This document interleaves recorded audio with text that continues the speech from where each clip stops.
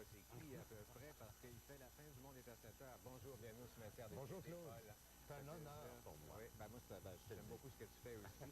Aussi, on t'entend à Rythme FM à tous les matins. À 5h30, ça commence ton chiffre? Dès 5h30 jusqu'à 9h. Et mon Dieu, j'ai réussi à me lever à Hey, quelle 23 heure, ans de morning show, Claude. Combien? 23 ans de morning show. Ça, tu vois, c'est pas si pire.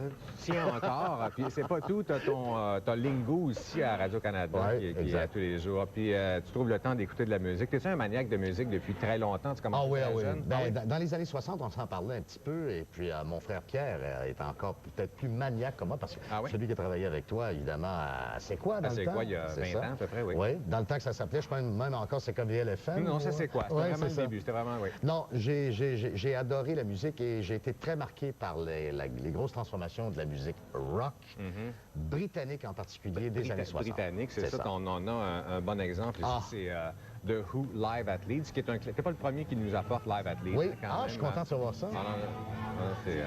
Ça, c'est la version de My Generation, mais étirée pendant à peu près 17 minutes parce qu'il y a une improvisation, une progression musicale. Les Who, c'est mon groupe fétiche. Ah, c'est ton groupe préféré de Who? Oui. Je suis allé en pèlerinage les voir 2 fois à Toronto, une fois ici à Montréal quand ils ont fait Quadrophilia. À Toronto, c'est une ville où il y a plus de fans des Who qu'à Montréal. Tu sais, Montréal, on disait souvent c'était Supertramp, The Police, Genesis, Pink Floyd. Exact. Mais à Toronto, c'est leur ville. Exactement. Et surtout les Who de cette époque-là, avec Keith Moon à la batterie, extrêmement puissant. Ah oui. Non, parce que le groupe n'a plus été le même. Pete Townshend était complètement down quand Tout à fait. Ils ont essayé avec Kenny Jones de le remplacer, Simon Phillips plus tard, puis ils sont venus à Montréal avec le fils de Ringo Starr, dont j'oublie le nom, mais en tout cas le batteur. Mais ça n'a jamais été... Zach Starkey, exactement. Oui, d'accord. Donc voilà pour... Mon album fétiche. Ça, c'est tu écoutes ça sans arrêt. C'est un des meilleurs albums live, je pense, de l'histoire. Ouais. C'était fait à Leeds, à l'Université de Leeds en Angleterre, en une seule soirée de 4h30. OK. Et ça, c'était dans son camion la semaine dernière. Exact. Tenons à le préciser ici, parce que ça pourrait changer la semaine prochaine. Oui, ça peut changer. Ben, pas pour Live at Leeds. Non, ça, c'est le classique, par exemple. U2? Comment oublier le spectacle de U2 du 2 novembre? Je ne sais pas si c'était là. Non, je n'ai pas vu, non. Extraordinaire à Montréal. Un des rares groupes à avoir pu maîtriser l'infâme stade olympique. Non, c'est vrai. Ah non, vraiment... Et je suis content que tu aies mis Sunday Bloody Sunday. Pas plus tard qu'hier, les catholiques et les protestants se sont encore tapés dessus à Belfast. On ne peut pas écouter Sunday Bloody Sunday sans faire référence au pourquoi de cette chanson-là. Janvier 1972, quand les soldats britanniques ont tiré sur des manifestants catholiques, il y a eu, je crois, une douzaine de morts. Et c'est un groupe qui est un groupe contemporain, un groupe d'une importance historique pour ce qu'ils ont créé, entre autres, comme style. Ah non, c'est vrai. On écoute un extrait. Moi, c'est un extrait du clip.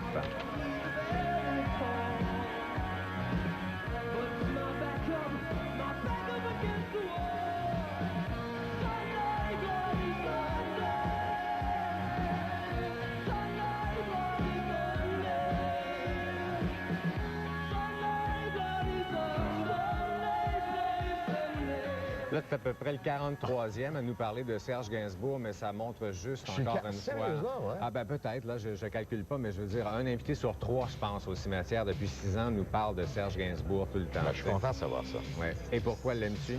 Une raison en particulier. Serge Gainsbourg, génial, créateur, marginal, qui avait un style tout à fait à lui, mais qui a introduit le reggae à une époque où personne ne connaissait ça, le reggae. Je pense qu'avant même que des anglophones aient adopté le style reggae, Serge Gainsbourg faisait des pièces reggae à la fin des années 60, début des années 70.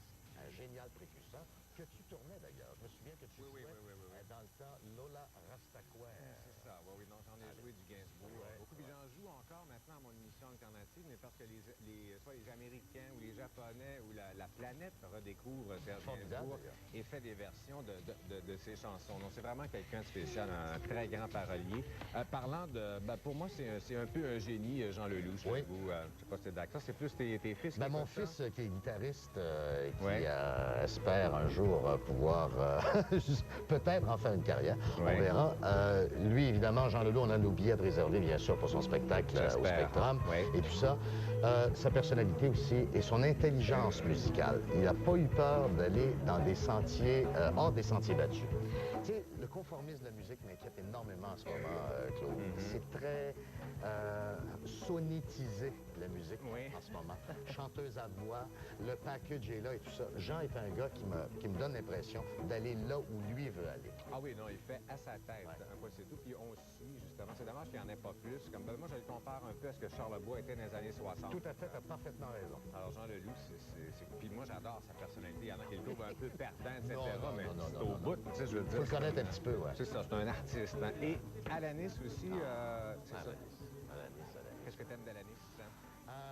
Il y a mon collègue Marc Gélinas qui travaille avec moi le matin à 105.7 FM qui dit on a le goût de faire ça avec elle et de la prendre comme ça. Thank you, là, quand j'ai entendu ça pour la première fois, j'ai monté le volume et je l'ai crié dans le vestiaire quand on faisait la tournée des Boys, puis qu'on nous a montré à Musique Plus pour le décompte, le grand décompte. Oui. J'ai dit c'était ma chanson de l'année 98. Thank you India, je suis allé plusieurs fois en Inde. Thank you Terror, Thank you Innocence. Toutes les paroles finalement. Elle a beaucoup évolué en tant qu'individu, en tant que femme, depuis Jack Little Pills. Et j'ai été littéralement conquis lorsque je l'ai vu en spectacle au Centre Wilson avec mes enfants, mes fils et ma femme. On a trouvé ça extraordinaire. C'est une fille qui est très brillante. Et cet album-là est très bien fait. Ah ben moi, je l'ai beaucoup aimé aussi. Paul, merci beaucoup d'être venu faire un tour. C'était un honneur. Tu sais que quand j'ai entendu, évidemment, quand j'ai reçu l'invitation, on m'a dit Claude Raja, tu as vu le papier que ma collègue Marie-Claude t'a réservé la semaine dernière. Oui, c'était vraiment très bien. C'était attaquer ta modestie avec justesse. Merci, Paul. Merci. Alanis.